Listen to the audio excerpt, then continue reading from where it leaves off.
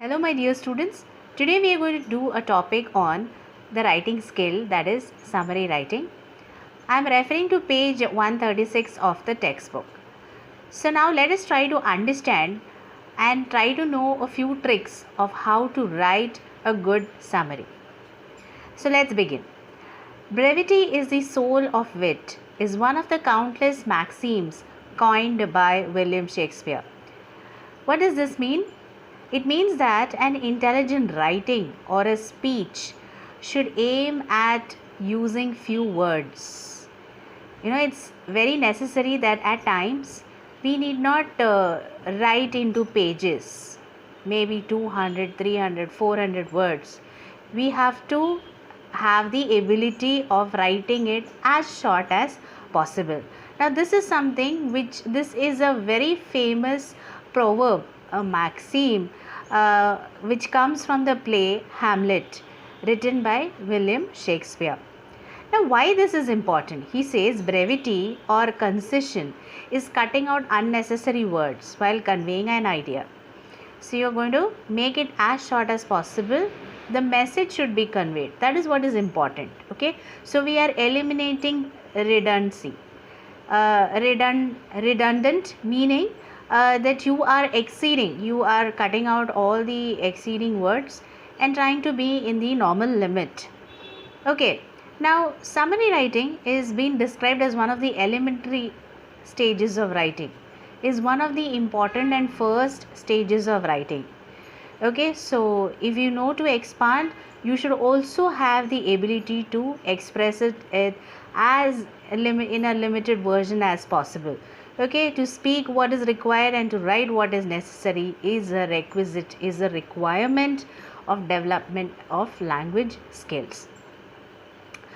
To express in brief, we are writing it in brief as possible, the written record. So it is a written record, and this is a skill which comes only by practice. You have to constantly keep writing. Take some passage and start practicing, find out the important ideas and just start writing. So it requires a good practice. And what is the purpose of a summary? Summary is to give the reader a clear and an objective picture. See, a novel, for example, would run into 200, 300 pages, but if you want to know in brief what is the theme of the novel, you can always see at the back. It will be written in very short. If it's in 300 words, it will come to 25, 30 or 50 words maximum. Okay, so it gives only the main idea or the main points of the text or a lecture for that matter, and we are excluding all the details like dates, numbers, statistics. Why are we excluding? If we include all this, then your summary gets even longer. So our purpose is to write it as short as possible. Now here are a few things that you need to remember while you are writing your summary. So whenever you are given a piece of writing, first you have to read it once. When you read it once, maybe some ideas are clear. When you have a second reading of it, some more ideas become clear. So you have to read and reread it. You have to understand what is the theme of the passage. Read the instructions and then you have to find out what you have to summarize. Identify the main ideas. What are the main ideas, meaning the main points coming in, and this you can come up with by asking questions. Now what questions? Questions of what, when, where, why, how. All these questions if you ask, you are going to get the answer for it.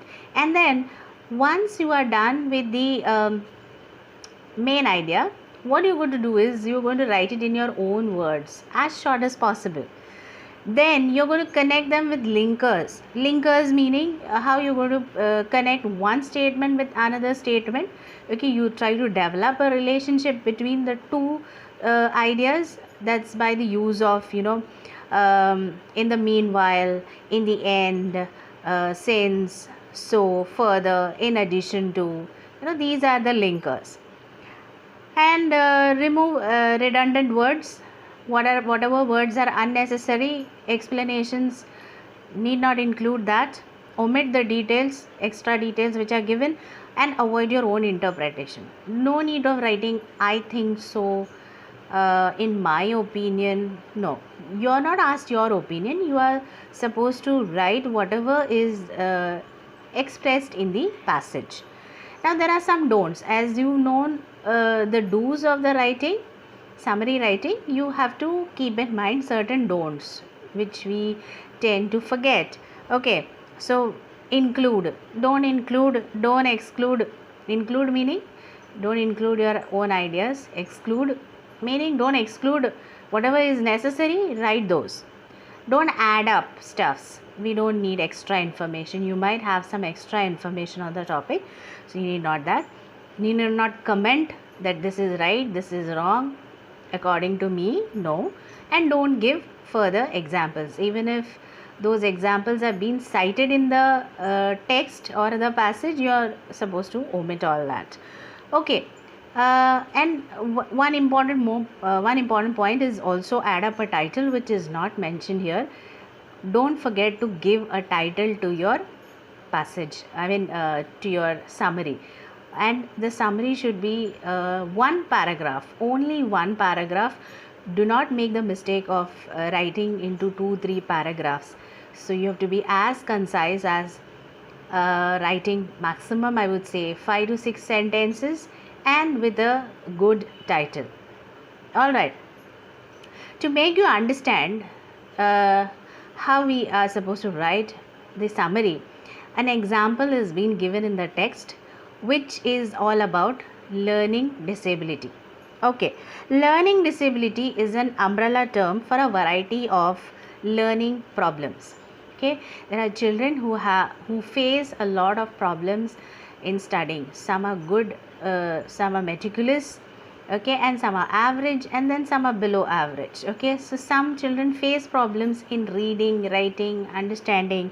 Okay, so they might be real slow in grasping the content whatever is taught in the school. Okay, so we need to observe, the parents need to observe. Moreover, the teachers at the lower level should understand that this particular child is facing some kind of a problem, and is because he is not able to learn or to function accordingly, according to the age, because you will find that such children are little different from others in matters of learning and understanding and various ways. And what are the problems that they come up with is they face problems in reading, writing, speaking, reasoning, dealing with maths. So a teacher is the best person to identify such problems, and one can understand that these children are facing learning, they are having some learning disorders. Okay, and now they have cited a few disorders like dyslexia, dysgraphia, dyscalculia, and there are some specific reading disability. There's auditory processing disorder, APD, ADHD, that's auditory processing disorder, known as the central auditory processing disorder. So that affects the brain that travels unimpeded through the ear. Unimpeded meaning it comes unobstructed. Okay. Individuals with APD do not recognize subtle differences between whether it's a sound, it's a word. These children are not able to understand. Then they have tried to explain the different problems, okay, the different disorders. The dyscalculia is the child who is facing problems with doing maths. Okay, he is not able to understand the numbers. Then dysgraphia is whatever is written on the board, the child cannot understand. For B, he might read it as P. Okay, D also he might write it as P. So then there is problem with reading, fluency, decoding, trying to understand, trying to recall. You make them understand 10 times and they might forget it. Okay, so all these, sometimes all these listening, speaking, reading, writing, they overlap, they come over one over other. The brain is not able to differentiate between that. That's the problem over there. Okay, so any one problem, if the child is facing problem in seeing, okay, or he is having problem in hearing, the other areas also might get affected. If he cannot hear properly, he cannot speak, the speech is affected. Because he cannot hear, he cannot read and write properly. So all these problems are associated or linked with each other, and that then that develops as a great problem, because they cannot pay attention, they get very restless and hyper, and it's sometimes becomes very difficult to control their behavior. Okay, so such kind of problems are usually identified in classrooms, and they are resolved. So it's not that there is no solution or a treatment for this. You have got special schools to deal with such kind of a children who are facing such disorders, and which you have the various teaching methodologies and conducive environment. An environment is made whereby the child doesn't feel frightened, okay, because yeah. But then what they say is, it's always better to have inclusive classrooms, whereby, what are inclusive classrooms? Inclusive classrooms are whereby you are not separating children with learning disorders from the normal children. They are allowed to learn along with them, because the more you interact, the more they develop, okay, their speech improves. So that's the way all children are treated equally, irrespective of the challenges that they are facing. But then he says our country is facing such a problem where inclusive learning is not given much of an importance. Okay, so we need to have this, for which the parents, teachers, the institutions, they should come forward and help these children overcome these problems, because they need to be handled. It's at the lower stage that they need to be handled with care, and they need the love, the encouragement, the support. So they can come, if they have some speech like stammering or something, that can be overcome with special care taken over. Okay, so they can emerge as self-confident, self-worth, they come to know their self-worth, and they become even more determined. Okay, so we should try to we should try to help such kind of children. So this was all about this article was all about the learning disorders of children. So this particular article has to be converted into a small article, which is like 5 to 6 or maximum 7-8 sentences, depending on the length of your article. So in your exam you will be provided clues, so you don't forget to give a title to it, read it twice. As I said, read it twice so that you get a better understanding. You ask questions so that you can find out the main ideas of it.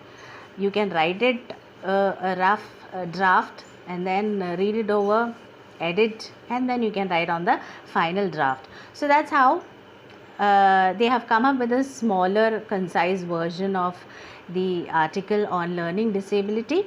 So firstly, what they have said is learning disability has, it's a one term which includes children with so many problems, and then it can be rectified, they say, if it is identified at an earlier stage. Then they talk about the different disorders, all right, and they say do not separate the problem. This problem can be sorted out easily by involving them by the way of inclusion, they say. And last and importantly is, such children need a lot of care and support so that they can overcome these challenges. They no longer dependent on others, but then they should be taught to be independent, become self-confident, and more determined. So I hope you have understood this. Thank you.